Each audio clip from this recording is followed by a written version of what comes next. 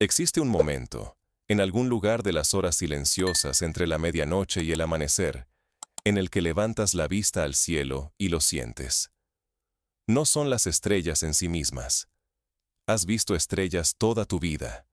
Sientes el espacio entre ellas. Esa negrura bostezante e imposible que se extiende en todas direcciones al mismo tiempo, indiferente y total y absoluta.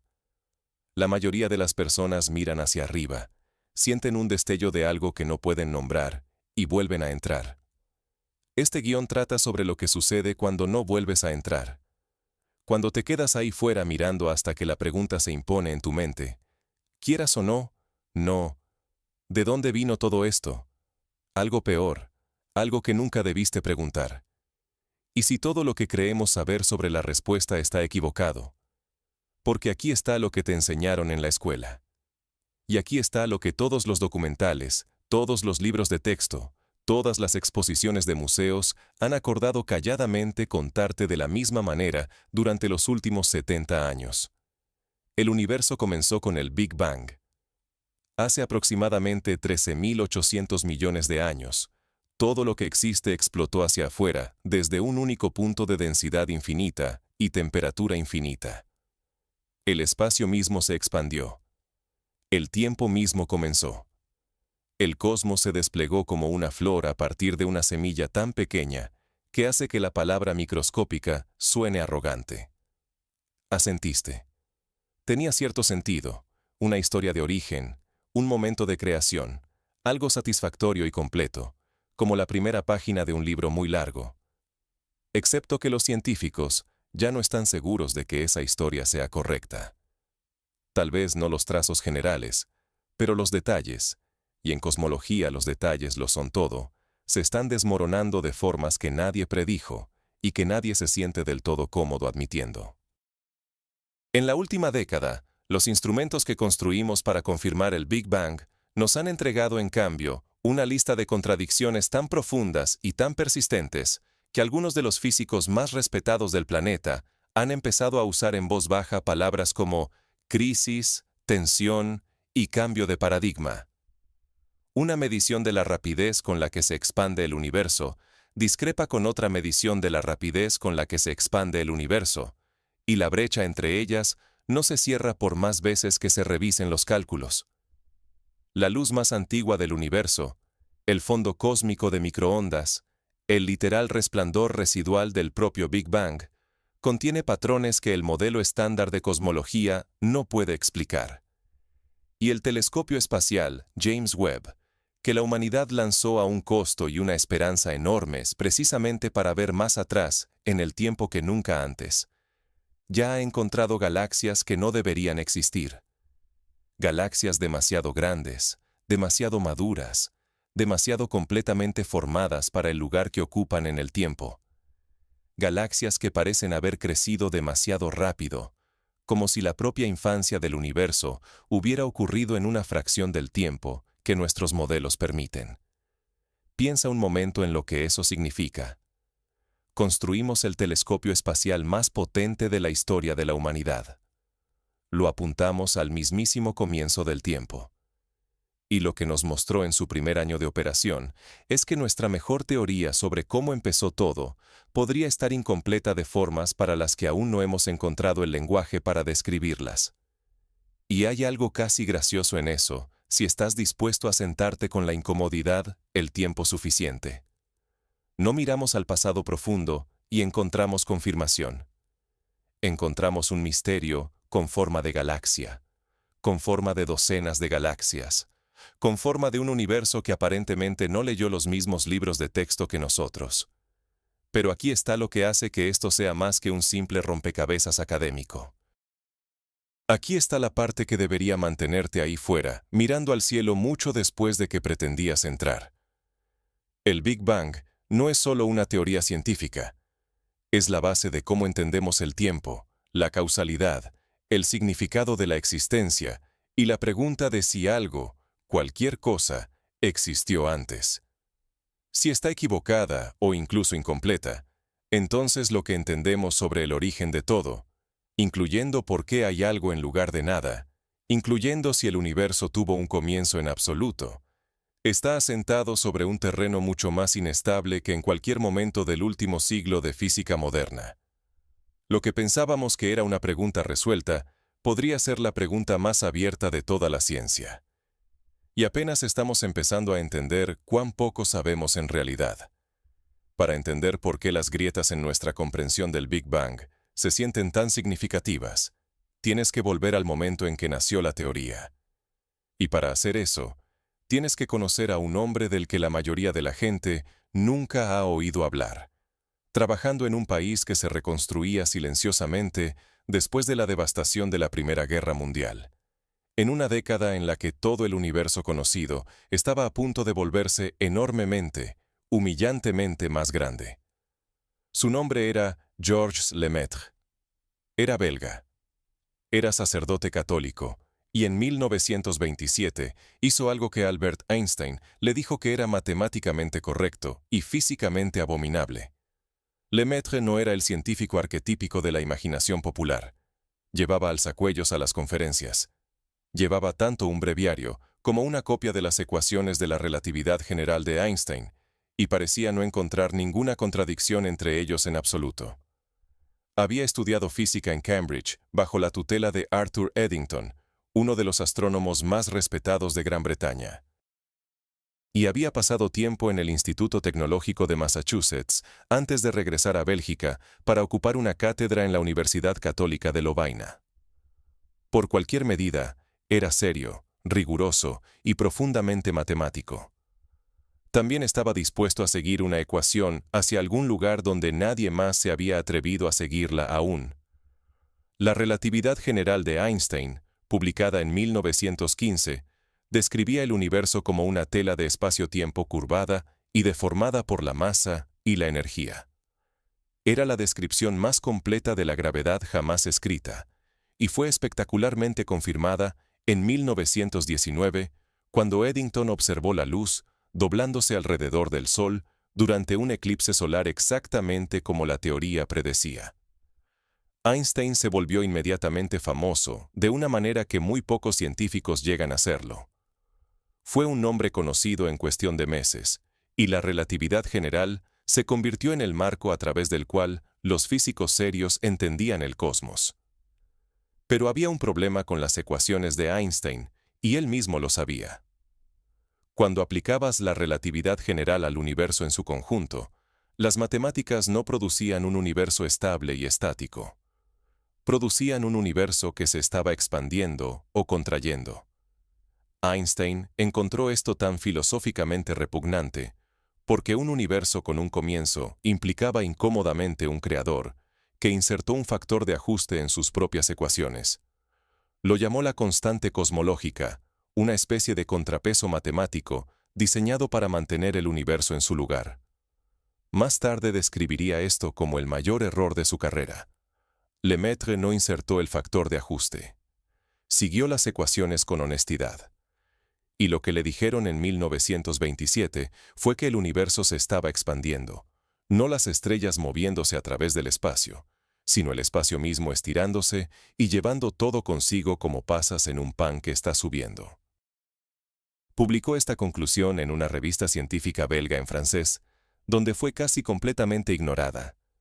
Luego hizo algo que requirió o un coraje extraordinario o una confianza extraordinaria, y posiblemente ambas cosas. Envió una copia de su artículo a Einstein. La respuesta de Einstein, entregada en persona en una conferencia de física en Bruselas más tarde ese año, fue directa. Las matemáticas, le dijo a Lemaitre, eran correctas. La física, dijo, era atroz. La mayoría de la gente se habría retirado. Lemaitre no se retiró. Porque 2 años después, en 1929, un astrónomo estadounidense llamado Edwin Hubble publicó algo que hizo que Einstein mirara muy cuidadosamente su constante cosmológica. Hubble, trabajando en el observatorio Monte Wilson en California, con el telescopio más grande del mundo en ese momento, había medido las distancias a docenas de galaxias más allá de la Vía Láctea, que solo recientemente se habían confirmado como galaxias separadas y no como nebulosas cercanas, y había encontrado algo que golpeó a la comunidad científica como una fuerza física. Cuanto más lejos estaba una galaxia, más rápido se alejaba de nosotros. No algunas veces, todo el tiempo, en todas direcciones simultáneamente. El universo no era estático, no era estable, se estaba expandiendo, exactamente como las ecuaciones de Lemaitre habían predicho 2 años antes. Imagina lo que debió sentirse estar sentado en un auditorio en 1929 y escuchar eso por primera vez. Toda tu vida has vivido dentro de lo que asumías era un telón de fondo fijo y eterno. El cielo nocturno era mobiliario, muebles antiguos y confiables. Y ahora este astrónomo silencioso de California te está diciendo que cada pieza individual de mobiliario se está alejando de todas las demás, y lo ha estado haciendo desde el principio. Y el principio fue algo tan incomprensiblemente extremo que la palabra explosión apenas lo roza. Que el cielo no es un techo. Es una historia que empezó en algún lugar. Lemaitre extrajo la conclusión lógica que casi nadie más quería extraer inicialmente. Si el universo se está expandiendo hacia afuera ahora mismo, entonces, si rebobinas la película hacia atrás, todo lo que existe ahora estuvo alguna vez más cerca. Rebobínalo lo suficiente y todo lo que existe, cada estrella, cada galaxia, cada átomo en tu cuerpo, fue comprimido en un único punto. Un punto de densidad infinita, temperatura infinita, energía infinita. El mismísimo comienzo del espacio, el mismísimo comienzo del tiempo. En 1931, publicó un artículo describiendo este estado inicial como el átomo primigenio, un término que eligió deliberadamente, sabiendo que llegaría a una audiencia más amplia que una descripción puramente matemática. Su colega Arthur Eddington, que había sido mentor del propio Lemaitre y que era uno de los mayores astrónomos del siglo, leyó el artículo y admitió que encontraba repugnante la idea de un comienzo para el universo. No estaba solo. La resistencia a la idea de Lemaitre no fue puramente científica. Había algo emocional y filosóficamente desestabilizante en un universo con un punto de partida. Un universo eterno no requería explicación. Un universo que comenzó sí la requería. Y así, el establishment científico hizo lo que los establishments tienden a hacer con las ideas que les incomodan. Argumentaron, propusieron alternativas, buscaron razones por las que los datos podrían estar equivocados. Tomó otras 3 décadas, y el descubrimiento accidental de la radiación de fondo cósmico de microondas en 1965. Más sobre eso en breve, antes de que la teoría del Big Bang alcanzara finalmente el estatus de consenso científico. Pero aquí está la silenciosa tragedia de esta historia, y la parte que suele omitirse. Lemaitre murió en junio de 1966, solo un año después de que llegara esa confirmación. Había pasado casi 40 años viendo cómo su idea pasaba de abominable a inevitable. Vivió para verla probada. Y cuando escuchó la noticia sobre el fondo cósmico de microondas, según se informa en las últimas semanas de su vida, simplemente dijo que estaba feliz de que la teoría hubiera sido verificada. No triunfante, no reivindicado, feliz. Hay algo en esa contención que te dice todo sobre el hombre. Había seguido las matemáticas con honestidad cuando nadie más lo haría. Había sido dicho por el propio Einstein que estaba equivocado y había esperado. Ese tipo de paciencia en la ciencia es más rara que el descubrimiento mismo. Y sin embargo, casi 60 años después de la muerte de Lemaitre, la teoría a la que dedicó su vida está enfrentando un desafío que nunca podría haber anticipado. No de un filósofo rival ni de un Einstein desaprobador, sino del propio universo. Antes de que podamos entender por qué la teoría del Big Bang está en problemas, necesitamos entender qué está reclamando realmente. Y para hacer eso, necesitamos sentarnos con la escala de lo que estamos hablando. Realmente sentarnos con ella. Porque los números involucrados en cosmología son tan grandes que el cerebro humano tiene un mecanismo de defensa automático y silencioso contra ellos. Lee el número, lo archiva bajo muy grande y sigue adelante. Ese mecanismo de defensa es el enemigo de la comprensión. Así que desmantelémoslo con cuidado. El universo observable, la porción del cosmos que teóricamente podemos detectar desde la Tierra, tiene aproximadamente 93.000 millones de años luz de diámetro. Un año luz es la distancia que recorre la luz en un solo año, moviéndose a 186.000 millas por segundo.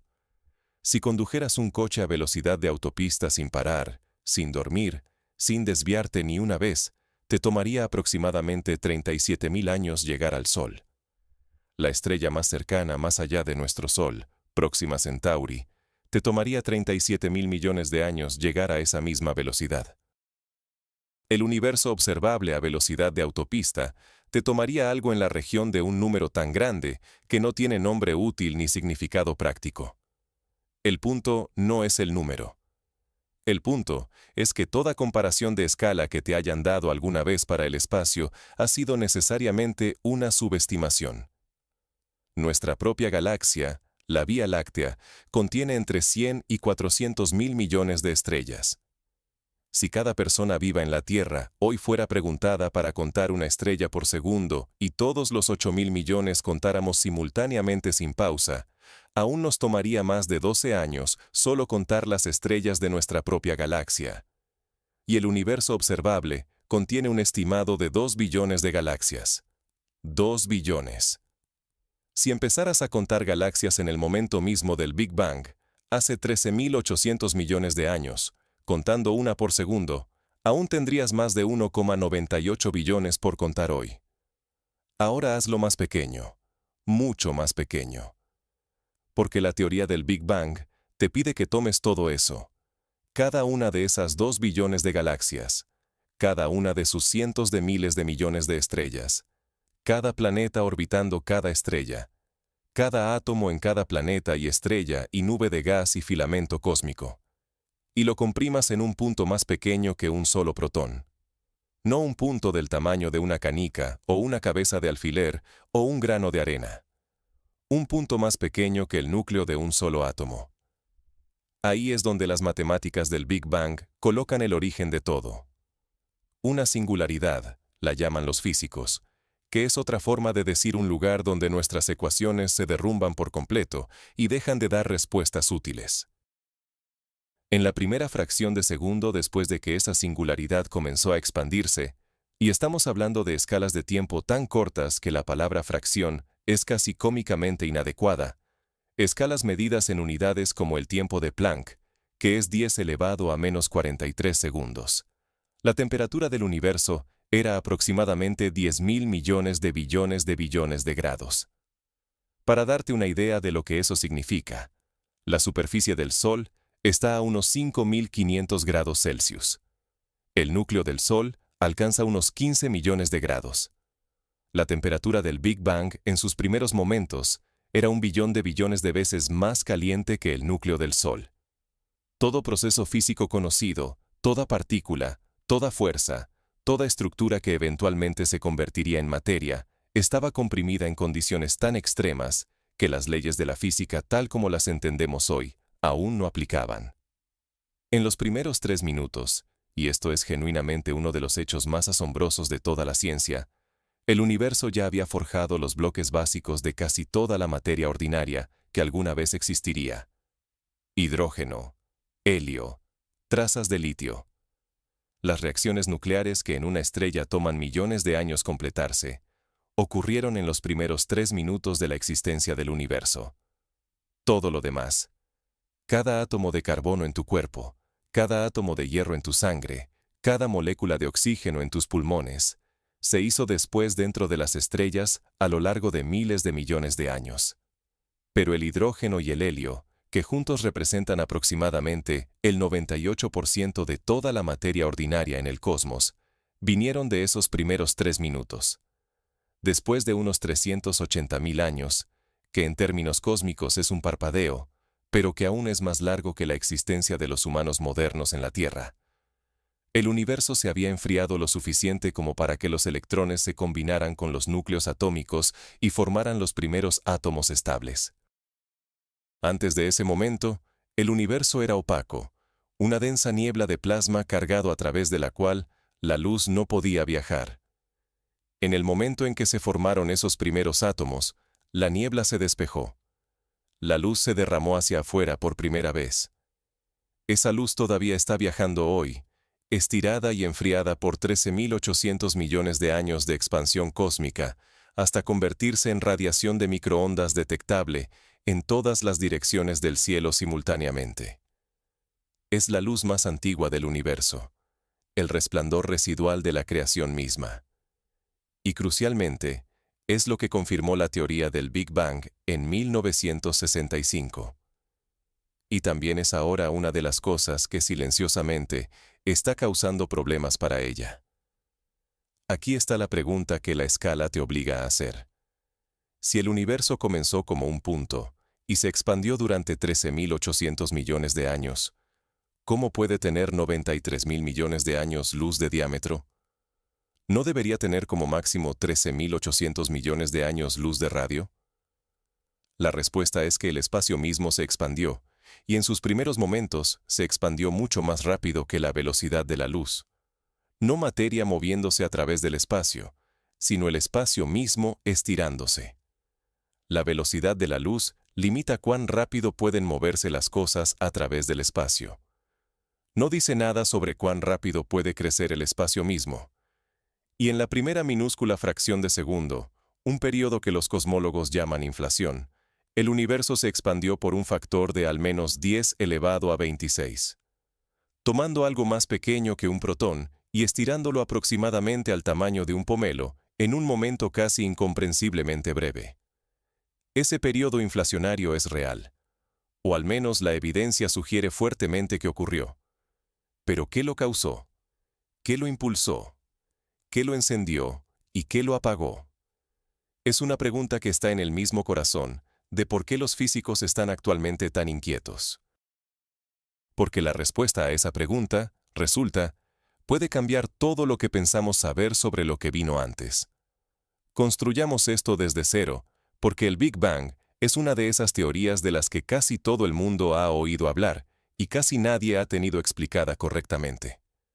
La mayoría de las personas llevan consigo una imagen mental de una explosión, una bola de fuego, una detonación hacia afuera, un comienzo que se parecía un poco a una bomba muy grande explotando en una habitación vacía.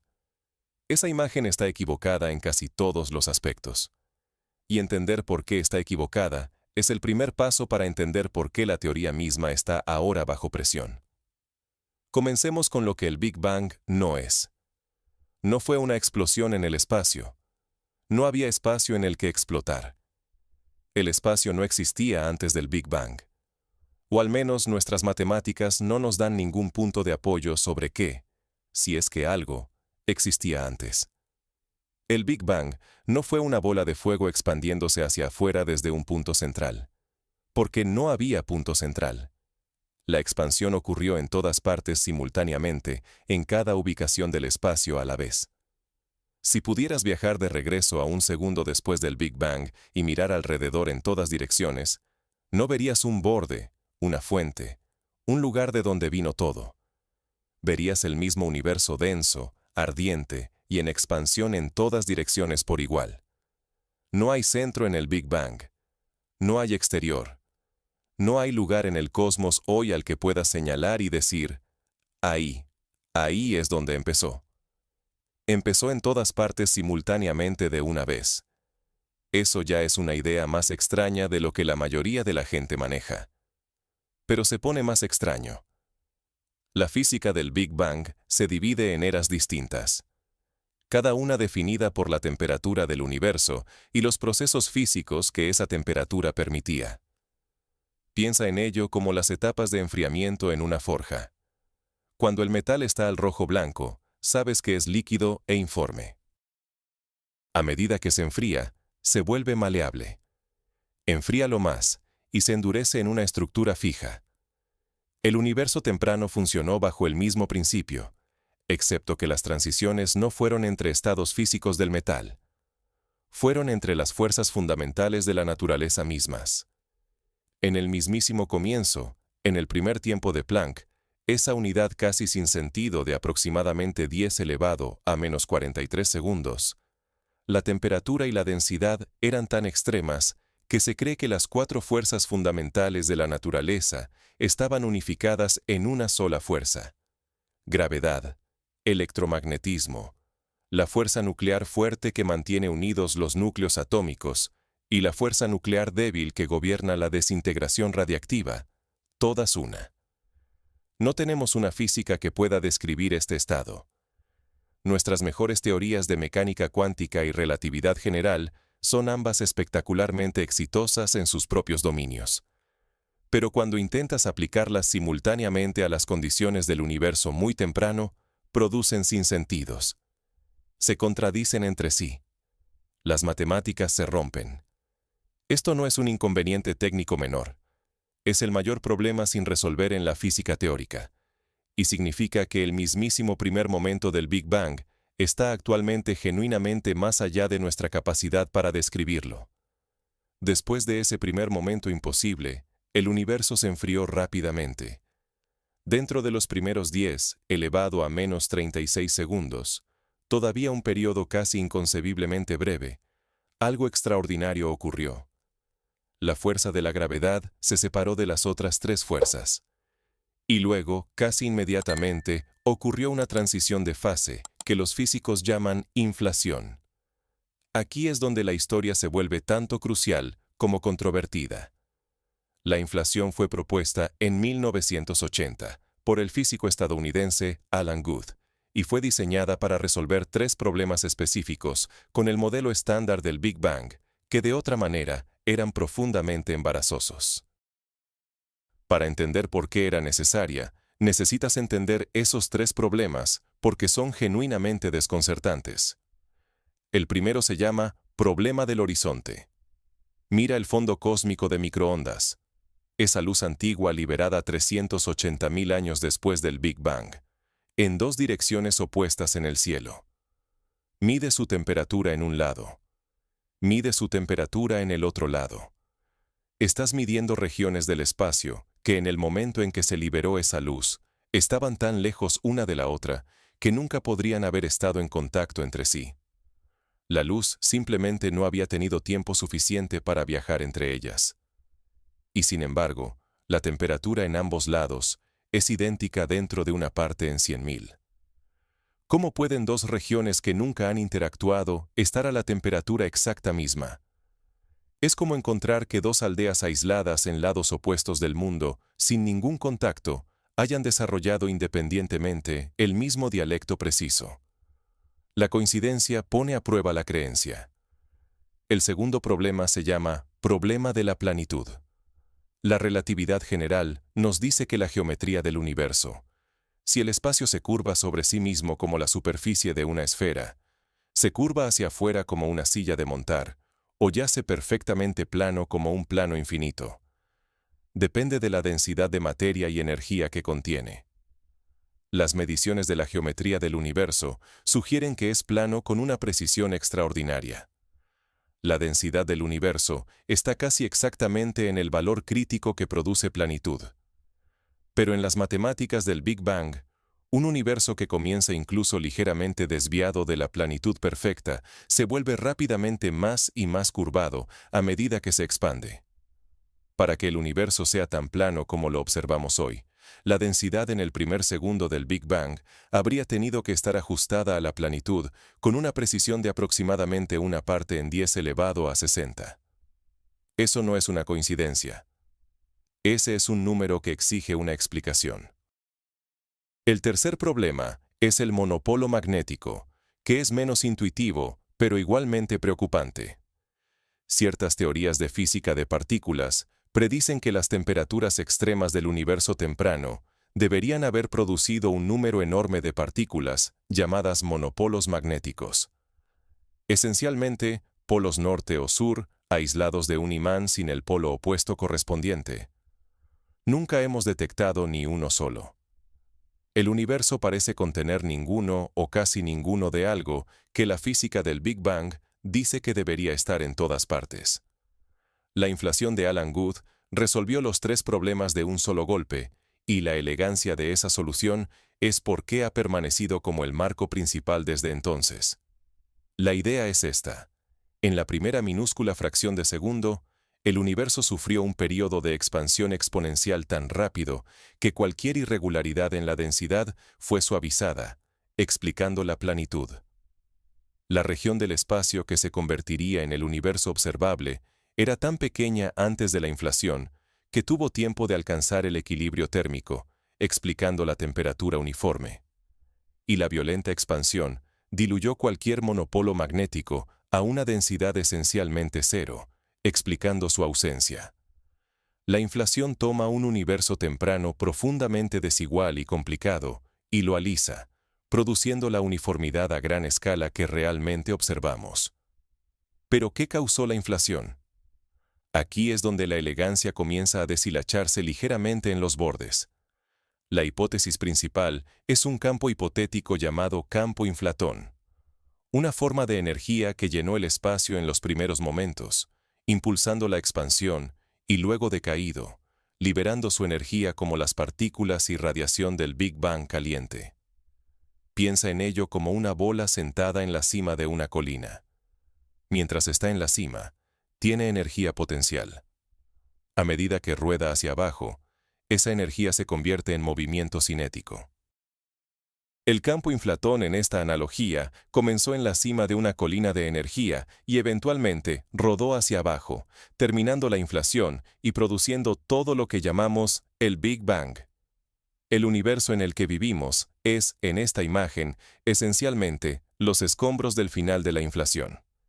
El problema es que nadie ha detectado jamás el campo inflatón. Es una necesidad teórica, no una realidad observada. Los físicos han propuesto docenas de versiones de él. Diferentes formas, diferentes energías y diferentes mecanismos, y los datos actuales no pueden distinguir definitivamente entre ellos. La inflación casi con certeza ocurrió. Las huellas que dejó en el fondo cósmico de microondas son consistentes con sus predicciones. Pero el mecanismo específico sigue siendo, francamente, un tema de intenso y no resuelto debate. Ahora, aquí es donde las cosas se ponen genuinamente incómodas. Después de que terminó la inflación, el universo entró en lo que los físicos llaman la fase del Big Bang caliente. La bola de fuego ardiente, densa y en rápida expansión que la mayoría de la gente imagina cuando escucha el término.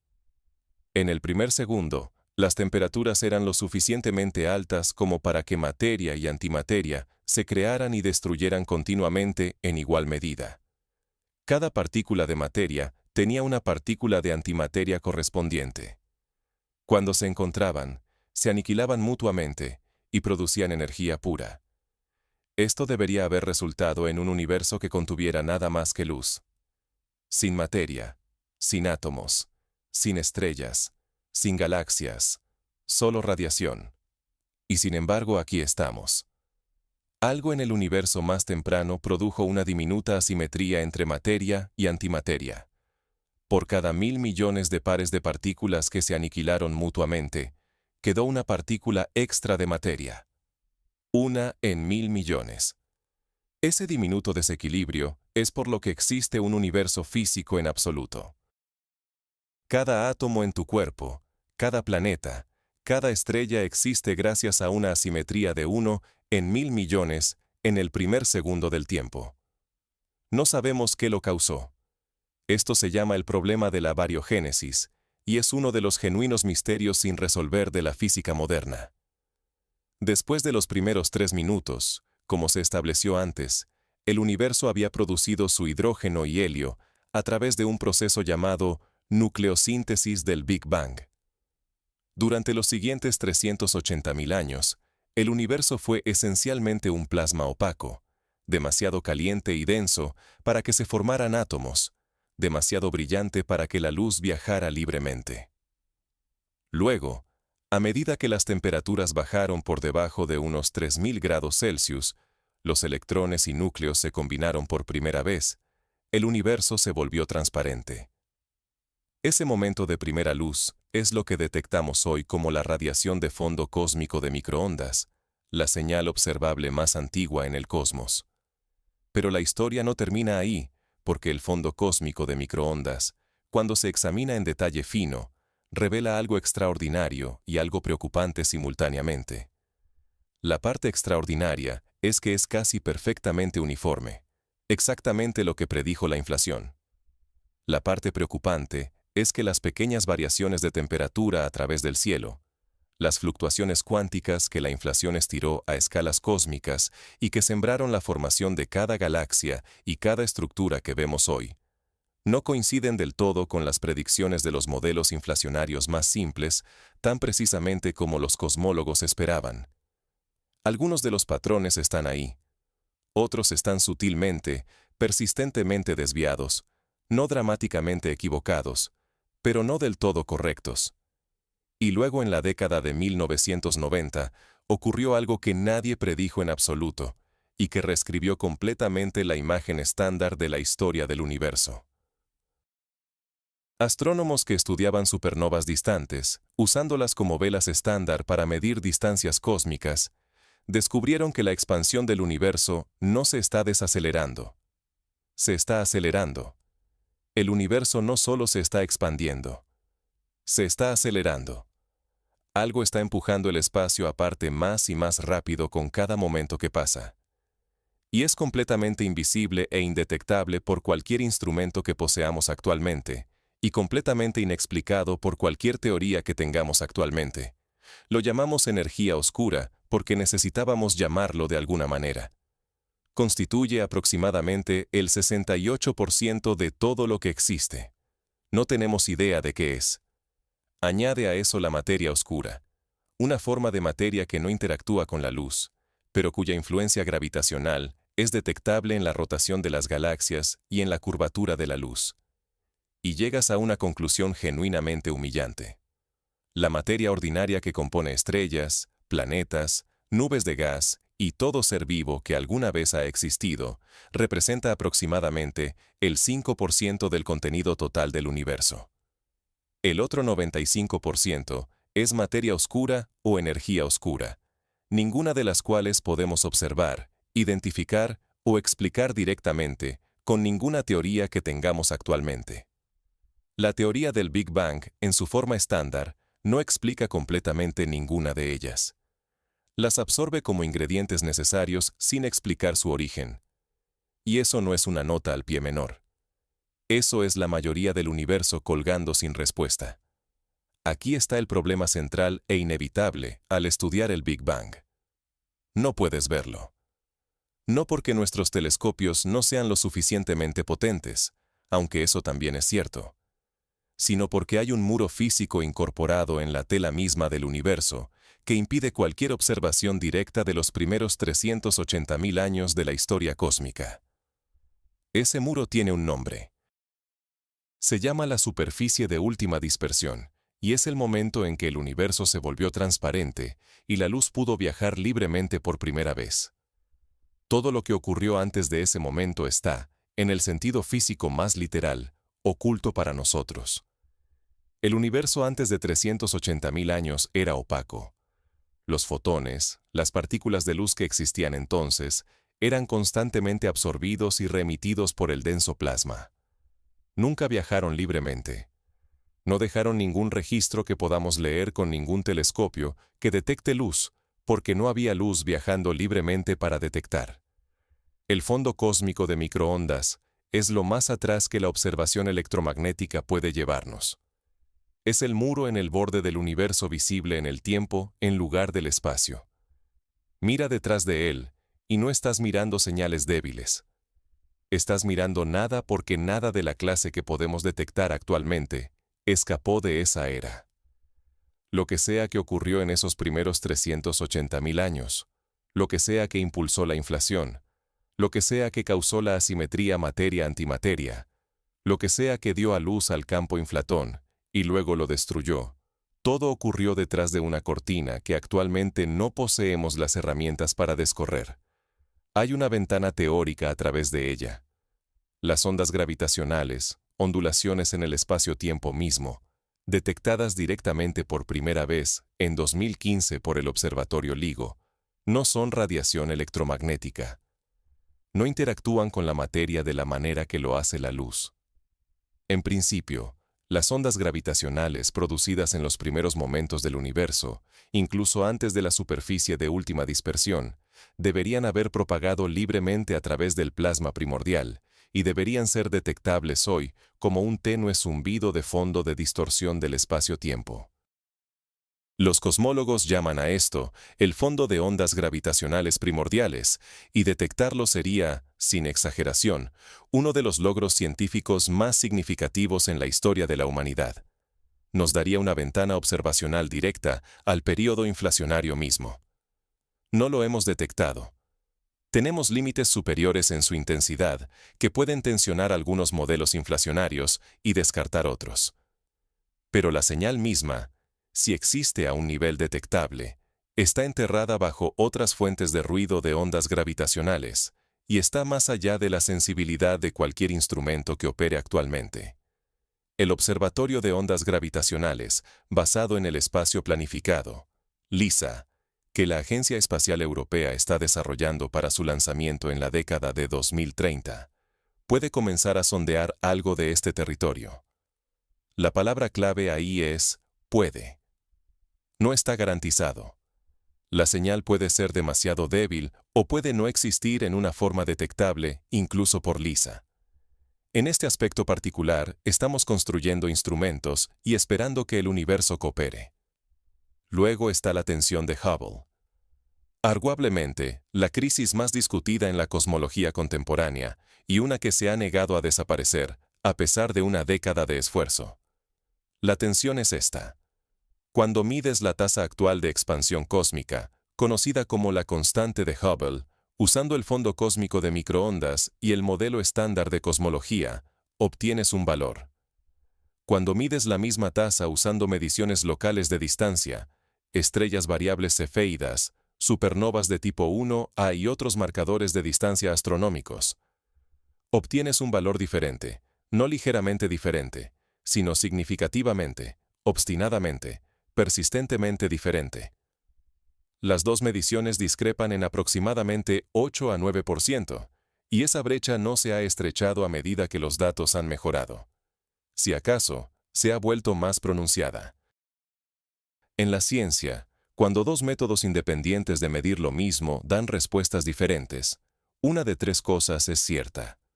O uno de los métodos tiene un error sistemático que no ha sido identificado, o ambos métodos tienen errores que casualmente empujan en direcciones opuestas, o el modelo estándar de cosmología está faltando algo, y el universo se está comportando genuinamente, de manera diferente, a lo que nuestra mejor teoría predice.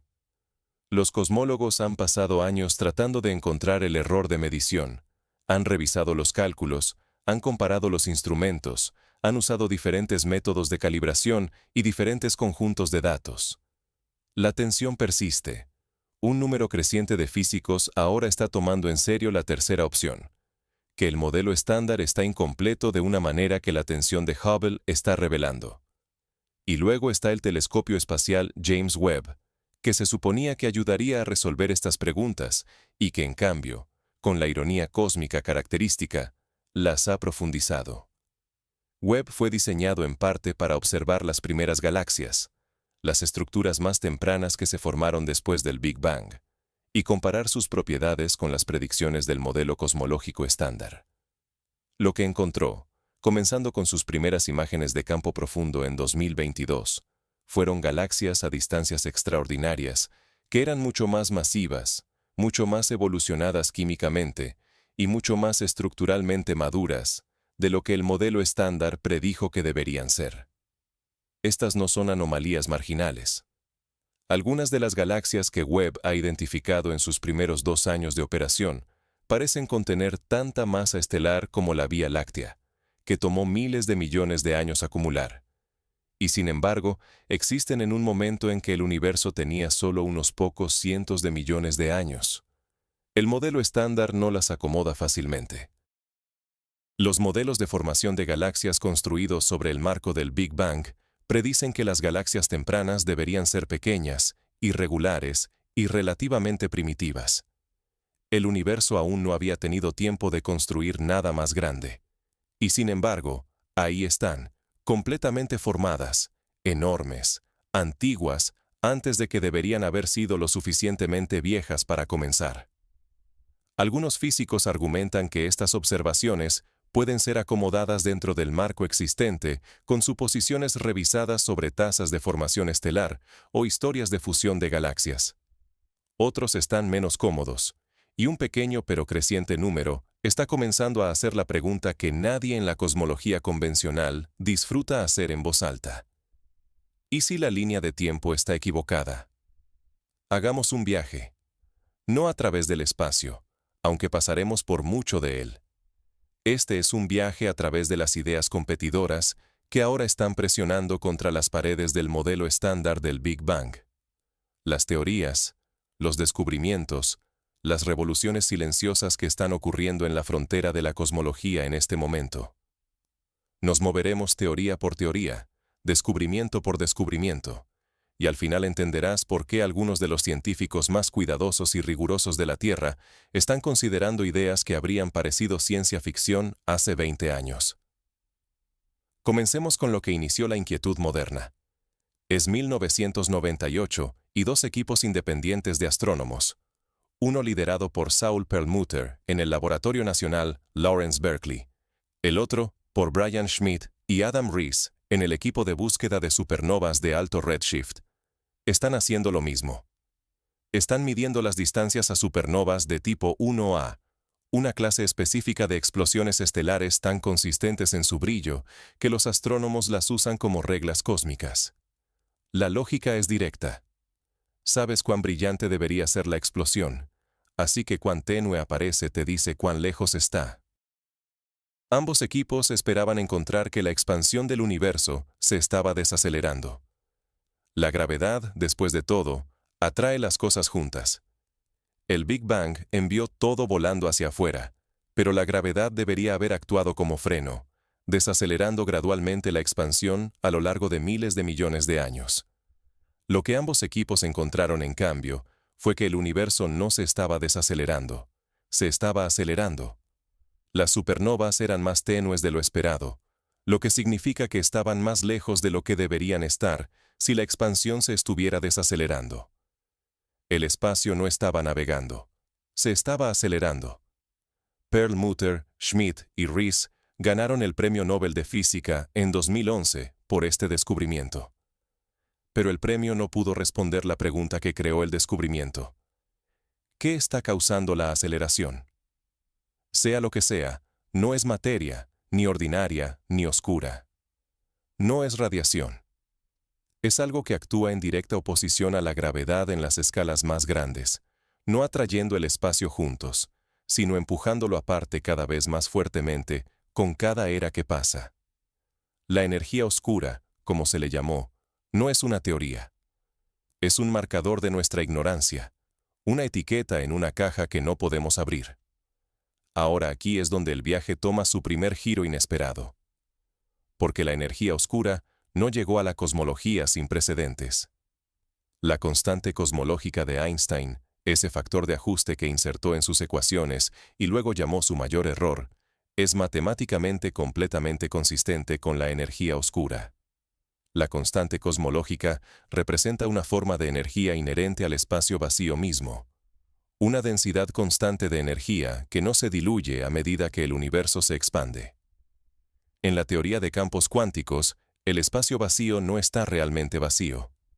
Hierve con partículas virtuales que parpadean dentro y fuera de la existencia, y esa actividad lleva energía. Los físicos calcularon cuál debería ser la densidad de energía del vacío basándose en la teoría de campos cuánticos. Luego la compararon con el valor observado de la energía oscura. Los dos números discreparon por un factor de aproximadamente 10 elevado a 120. Eso no es un error de redondeo. Es la mayor discrepancia entre una predicción teórica y una medición experimental en la historia de la ciencia. Algo está catastróficamente equivocado en nuestra comprensión de la energía del vacío, y esa equivocación está en la misma intersección de la mecánica cuántica y la cosmología. Exactamente donde vive el Big Bang. Avancemos en el viaje, porque el siguiente hito es la teoría que quizás ha hecho más para expandir el alcance del Big Bang más allá de un solo universo. Comienza con una consecuencia aparentemente técnica de la inflación.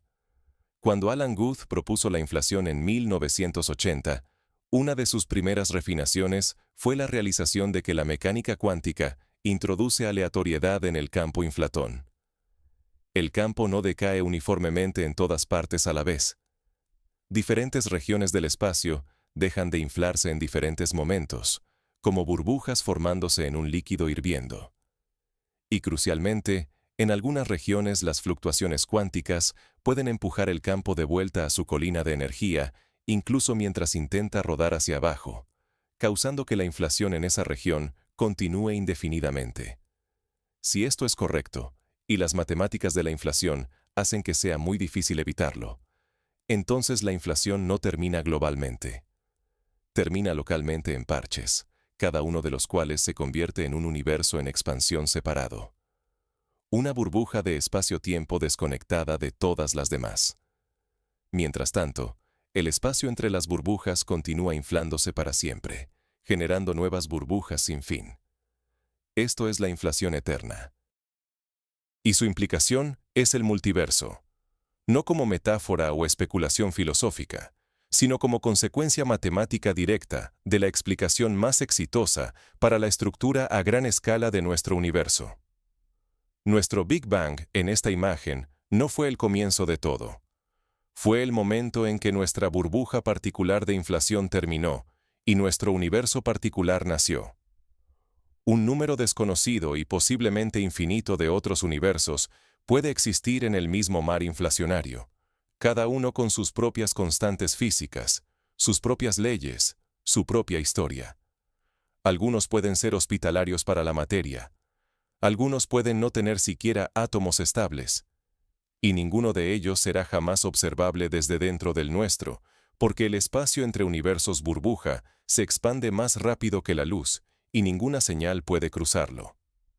El multiverso es una idea genuinamente divisiva dentro de la física. Algunos cosmólogos lo consideran el avance conceptual más importante de los últimos 50 años.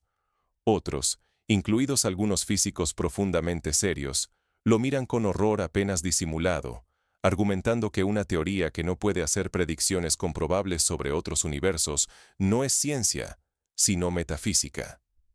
El debate es real y no resuelto, y volveremos a él. Pero el punto crucial por ahora es que el multiverso no vino de un deseo de especular salvajemente. Vino de seguir la lógica interna de la inflación hasta su conclusión natural. Si aceptas la inflación, y la evidencia sugiere muy fuertemente que deberías, el multiverso puede ser menos una elección que una inevitabilidad. Más adelante en el viaje, pasado el multiverso, está la teoría que quizás tiene la afirmación más radical de todas. Roger Penrose, el matemático y físico británico que compartió el Premio Nobel de Física en 2020 por su trabajo en agujeros negros, ha pasado las últimas 2 décadas desarrollando un modelo que llama cosmología cíclica conforme. No es una pequeña enmienda al Big Bang. Es un reemplazo de él. Penrose propone que nuestro universo no es el primer universo y no será el último. En su modelo, el futuro remoto de nuestro universo, después de que todas las estrellas se hayan apagado, todos los agujeros negros se hayan evaporado a través de la radiación de Hawking en escalas de tiempo de 10 elevado a 100 años, y el universo haya alcanzado un estado de uniformidad casi perfecta, fría y oscura, es matemáticamente idéntico bajo una transformación geométrica específica llamada reescalado conforme a las condiciones de un nuevo Big Bang. El final de un universo se convierte en el comienzo del siguiente. Una secuencia infinita de ciclos cósmicos. Cada uno un eón conectado en sus límites como eslabones en una cadena eterna. Penrose no está especulando ociosamente. Afirma que hay firmas observacionales de ciclos cósmicos anteriores visibles en el fondo cósmico de microondas. Anillos concéntricos de variación de temperatura anómalamente baja que identifica como las improntas de ondas gravitacionales de colisiones de agujeros negros en el eón anterior. Esta es una predicción comprobable que inmediatamente la pone en una categoría diferente de la pura especulación. Equipos han buscado estos anillos en los datos del CMB. Los resultados son disputados. Algunos análisis encuentran patrones consistentes con las predicciones de Penrose. Otros no encuentran nada más allá de lo que produciría la variación estadística aleatoria. El debate continúa. Los datos son genuinamente ambiguos, y Penrose, que está en sus 90 años y sigue publicando, no muestra signos de abandonar la idea. Hay algo calladamente magnífico en eso. Uno de los mayores intelectos matemáticos del siglo XX, en el último capítulo de su carrera, proponiendo que el Big Bang no es un comienzo, sino una transición. Que el tiempo no empieza, sino que cicla. Que el universo que tú y yo habitamos es un capítulo en una historia sin primera página ni última. Sea o no correcto, la audacia de la pregunta es en sí misma una especie de maravilla. Ahora el viaje llega a algo más reciente y en algunos sentidos más preocupante para la imagen estándar que la inflación eterna o la cosmología cíclica. Llega a los resultados del telescopio espacial James Webb, y específicamente a lo que esos resultados podrían obligarnos a revisar. Porque entre los cosmólogos que toman más en serio las anomalías de Webb, las galaxias demasiado grandes, demasiado maduras en un tiempo demasiado temprano, algunos están comenzando a revisitar una teoría que fue en gran medida descartada hace décadas. Se llama el modelo 1000, y más ampliamente, una clase de ideas que sugieren que la tasa del tiempo mismo puede no haber sido constante a lo largo de la historia del universo, o, en una formulación más radical, que el universo puede ser mucho más antiguo que 13.800 millones de años. Una versión de esta idea, propuesta por el físico Rajendra Gupta de la Universidad de Ottawa en 2023, sugiere que combinar una velocidad de la luz que varía lentamente con una constante gravitacional que varía lentamente podría producir un universo de aproximadamente 26.700 millones de años, casi el doble de la cifra estándar. En este modelo, hay tiempo de sobra para que las grandes galaxias tempranas que Webb está observando se hayan formado naturalmente sin requerir física exótica. El artículo fue revisado por pares y publicado.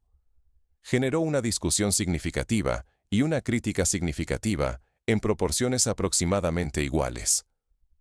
La mayoría de los cosmólogos lo consideran improbable, pero la mayoría de los cosmólogos tampoco pueden explicar completamente las observaciones de Webb dentro del modelo estándar aún. Y en ese espacio entre la anomalía y la explicación, las ideas alternativas encuentran su oxígeno. Y luego, debajo de todos estos grandes marcos teóricos, hay un descubrimiento más pequeño y más extraño que ha estado sentado silenciosamente en los datos durante años sin una explicación satisfactoria. Se llama la mancha fría del CMB. En el fondo cósmico de microondas, hay una región aproximadamente 8 veces el diámetro de la luna llena en tamaño aparente, donde la temperatura es anómalamente baja, significativamente más fría que el cielo circundante y más fría de lo que el modelo estándar predice que cualquier región debería ser.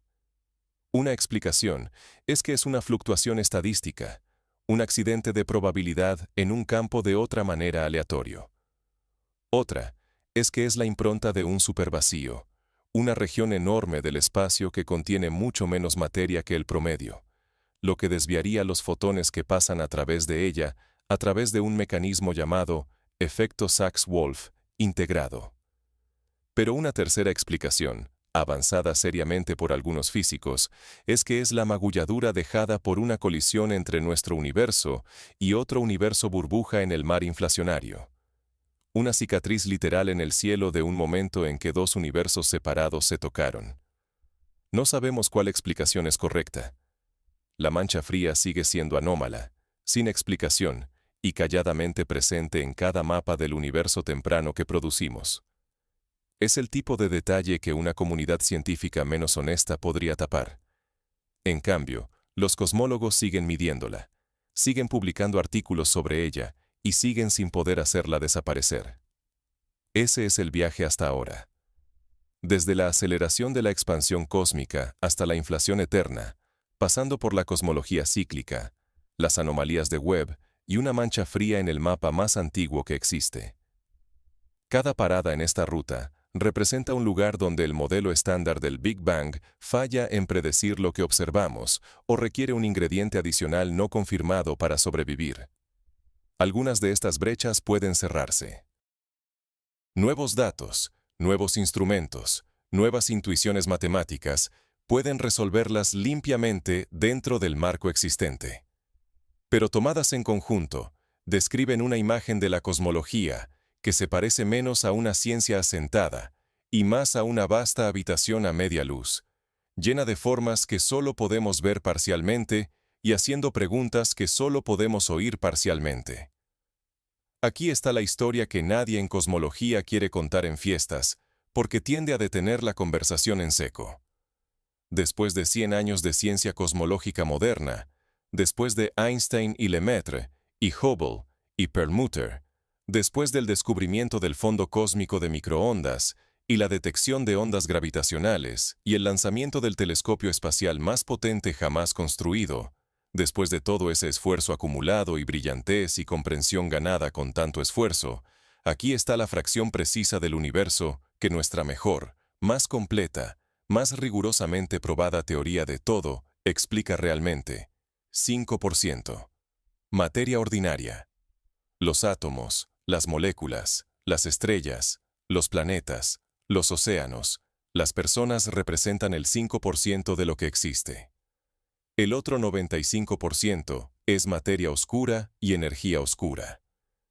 Y nuestro modelo estándar de cosmología no explica ninguna de ellas desde primeros principios. Simplemente las nombra, las absorbe como parámetros necesarios y continúa, lo cual es más o menos como resolver un misterio de asesinato escribiendo sospechoso desconocido en el cuaderno del detective y llamándolo conclusión. Ahora, siéntate con eso un momento, porque tendemos a escuchar un número como 5% y a sentir, y luego la narración avanza y el número se disuelve en la siguiente idea y nunca realmente lo dejas aterrizar. Así que déjalo aterrizar. 5%. Todo lo que alguna vez has visto, tocado, olido o medido. Cada estrella jamás observada a través de cada telescopio jamás construido. Cada galaxia en las imágenes de campo profundo de Hubble, esas fotografías extraordinarias de miles de galaxias empaquetadas en un parche de cielo del tamaño de un grano de arena sostenido a la distancia del brazo. Todo ello, 5%. El universo por contenido de masa-energía es 95% desconocido para nosotros en el sentido más fundamental posible. No podemos detectar la materia oscura directamente. No podemos identificar la fuente de la energía oscura. No podemos explicar por qué la energía del vacío, predicha por la teoría de campos cuánticos, difiere del valor observado de la energía oscura por un factor de 10 elevado a 120. Somos, si somos despiadadamente honestos, personas que han mapeado el 5% de un continente y están discutiendo con cierta confianza sobre la disposición del todo. Aquí está la analogía que lo captura correctamente. Imagina que eres un cartógrafo, y tu tarea es producir un mapa completo de una isla. Tienes instrumentos extraordinarios. Tienes imágenes satelitales. Tienes sonar y radar de penetración terrestre y equipos de topógrafos trabajando en el campo. Y después de un siglo de esfuerzo, has producido un mapa de detalle y precisión extraordinarios. Pero hay un inconveniente. El mapa solo cubre la costa, el interior de la isla, las montañas, los ríos, los bosques, los valles, las civilizaciones que podrían existir en esos valles. No está sin mapear en el sentido de estar en blanco y esperando medición. Es inmapeable con cualquier instrumento que poseas actualmente. No porque no lo hayas intentado, sino porque el interior de la isla no refleja luz, no emite radiación, no interactúa con ninguna sonda que puedas enviar a él. Está presente.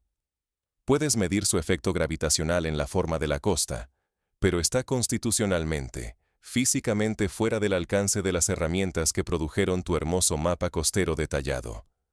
Ahora imagina que la costa es el 5% del área total de la isla. Ese es el mapa del universo con el que estamos trabajando. Esa es la teoría del Big Bang en su estado actual. Y aquí está el giro. Aquí está lo que replantea todo lo que vino antes en esta narración. Durante décadas, la conversación alrededor del Big Bang ha sido enmarcada como una historia de confirmación de una teoría propuesta contra oposición, probada rigurosamente y verificada más allá de toda duda razonable. Esa historia es verdadera. Ocurrió exactamente así. El fondo cósmico de microondas confirmó la predicción amplia del Big Bang. La nucleosíntesis del Big Bang predijo la proporción de hidrógeno a helio en el universo, y la proporción observada coincide con la predicción con precisión extraordinaria. Estos son triunfos genuinos. Conocimiento real ganado con esfuerzo y establecido permanentemente. Nadie serio está disputando que el universo comenzó en un estado extremadamente caliente y denso, y ha estado expandiéndose desde entonces. Esa parte es sólida. Pero una teoría confirmada no es lo mismo que una teoría completa. Y lo que los últimos 20 años de observación cosmológica han revelado pieza por pieza es que la teoría del Big Bang, el modelo estándar de cosmología, el modelo lambda CDM, como lo llaman los físicos, lambda por la constante cosmológica y CEDM por materia oscura fría, está confirmada en sus trazos generales y silenciosamente fallando en sus bordes. No colapsando, no siendo derrocada en un solo momento dramático, fallando lentamente en los márgenes de la manera en que una teoría suele fallar antes de una revolución. La tensión de Hubble es un borde. Las anomalías de galaxias de Webb son un borde. La mancha fría del CMB es un borde.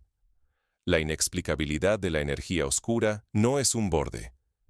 Es una ausencia abismal en el centro del modelo, educadamente ignorada por consenso porque aún no tenemos un marco mejor para reemplazarlo. Thomas Kuhn, el filósofo de la ciencia que describió cómo ocurren realmente las revoluciones científicas, señaló que los paradigmas no caen cuando un solo experimento devastador los destruye. Caen cuando el peso de las anomalías se acumula hasta el punto en que el marco antiguo requiere tantas parches, tantos ingredientes añadidos y tantos epiciclos, para usar deliberadamente la metáfora astronómica, que un nuevo marco se vuelve no solo posible, sino necesario. La cosmología puede no estar en ese momento aún, pero por primera vez en la memoria viva, físicos serios están diciendo públicamente que podría estar acercándose a él. Lo que sabemos con certeza es hermoso y duro y real. Lo que no sabemos es más grande que todo lo que sí sabemos. Y tiene la forma del comienzo del tiempo mismo. El origen del universo, el primer momento de Planck, la causa de la inflación, la fuente de la asimetría materia-antimateria, la naturaleza de la energía oscura, la pregunta de qué, si es que algo, vino antes. Todo ello está detrás de esa cortina de los primeros 380.000 años, físicamente inaccesible a cada instrumento que jamás hayamos construido. Nombramos el momento de la creación el Big Bang porque necesitábamos un nombre. Pero nombrar algo no es lo mismo que entenderlo. Y la posición honesta, la posición que los datos realmente apoyan, es que el propio Bang, el momento, el mecanismo, la causa, sigue siendo tan misterioso hoy como lo era cuando Lemaitre trazó por primera vez las matemáticas hacia atrás hasta un átomo primigenio en 1931. Hemos estado mapeando la costa durante un siglo. Es un mapa hermoso, y el interior sigue oscuro. Considera lo que hemos logrado en el tiempo que le toma al universo apenas exhalar. En 1903, los hermanos Wright mantuvieron una aeronave propulsada en el aire durante 12 segundos sobre una playa en Carolina del Norte. 66 años después, seres humanos caminaban sobre la Luna. 12 segundos de vuelo a huellas lunares en menos de 7 décadas. El programa Apolo en su punto máximo empleó a 400.000 personas y consumió el 4% del presupuesto federal entero de Estados Unidos. Fue la mayor movilización en tiempos de paz del esfuerzo humano e ingeniería en la historia. Y tuvo éxito. Fuimos, caminamos allí, regresamos a casa. Luego, porque somos la clase de especie que no descansa fácilmente con lo que ya ha logrado, seguimos adelante. Voyager 1, lanzada en 1977, ahora ha cruzado al espacio interestelar, el primer objeto hecho por humanos en abandonar completamente el sistema solar. Actualmente está viajando a través del espacio entre estrellas, enviando datos desde instrumentos alimentados por una batería nuclear del tamaño de una olla de cocina, comunicándose con la Tierra a través de una distancia tan vasta que su señal de radio, viajando a la velocidad de la luz, tarda más de 22 horas en llegar. Construimos algo lo suficientemente pequeño como para sostenerlo en la mano y alcanzó las estrellas. En medicina, secuenciamos todo el genoma humano. 3.000 millones de pares de bases, el manual completo de instrucciones para un ser humano, en 13 años a un costo de aproximadamente 3.000 millones de dólares. Luego desarrollamos la tecnología para hacer lo mismo en un solo día por unos cientos de dólares. Erradicamos la viruela, una enfermedad que mató a un estimado de 300 millones de personas solo en el siglo XX, a través de una de las campañas de salud pública internacionales más coordinadas de la historia. Desarrollamos vacunas para COVID-19 en menos de un año, usando una clase completamente nueva de tecnología que nunca antes se había desplegado a escala. Cuando el problema es lo suficientemente urgente y los recursos son suficientes, los seres humanos resuelven cosas que antes parecían insolubles con una velocidad casi indecente. En exploración de aguas profundas, hemos mapeado más de la superficie de Marte que del fondo de nuestros propios océanos. La fosa de las Marianas, el punto más profundo de la Tierra, fue alcanzada por primera vez por seres humanos en 1960. Desde entonces, menos personas han visitado su punto más profundo que las que han caminado sobre la Luna. Las presiones involucradas, la oscuridad, el desafío de ingeniería de mantener una nave intacta a casi 11 kilómetros bajo la superficie.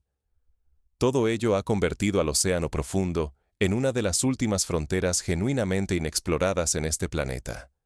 Y sin embargo, la expedición de James Cameron de 2012, un solo cineasta con suficiente determinación y financiación, descendió a la profundidad completa del Challenger Deep en un sumergible construido especialmente y regresó con imágenes y muestras que ninguna misión científica había logrado recolectar en el medio siglo anterior.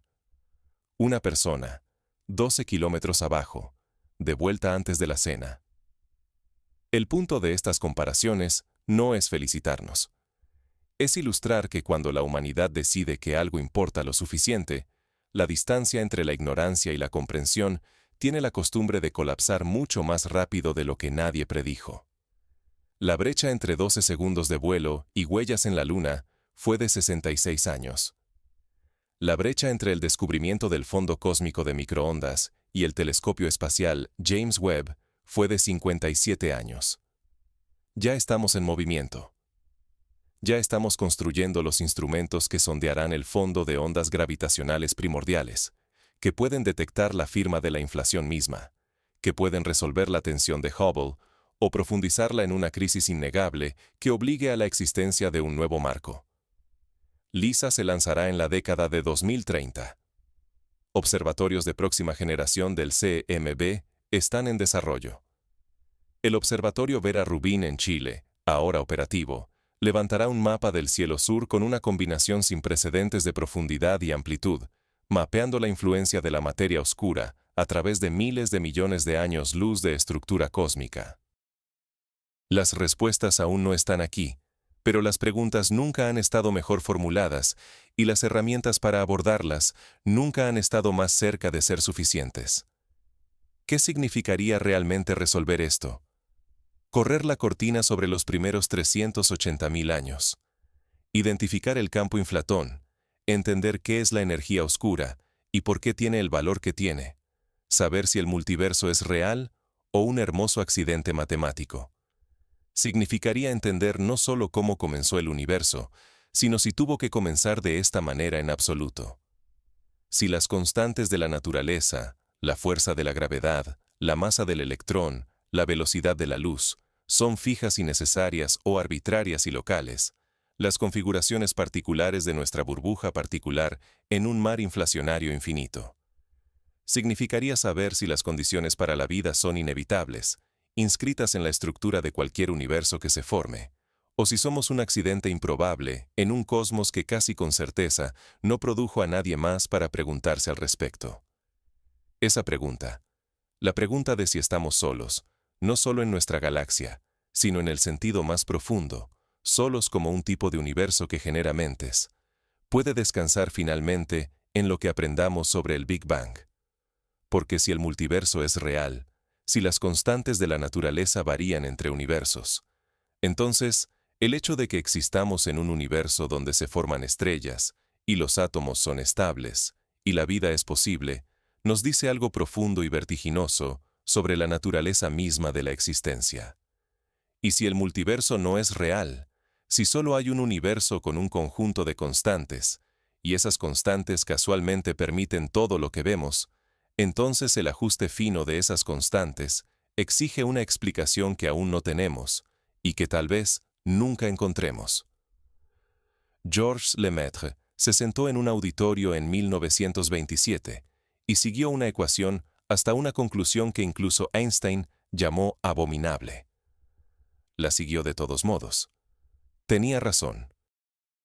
La historia de la cosmología es la historia de seres humanos dispuestos a mirar al universo honestamente, sin pestañear, y reportar lo que realmente encuentran en lugar de lo que esperan encontrar o lo que les dijeron que encontraran. Esa tradición no ha terminado.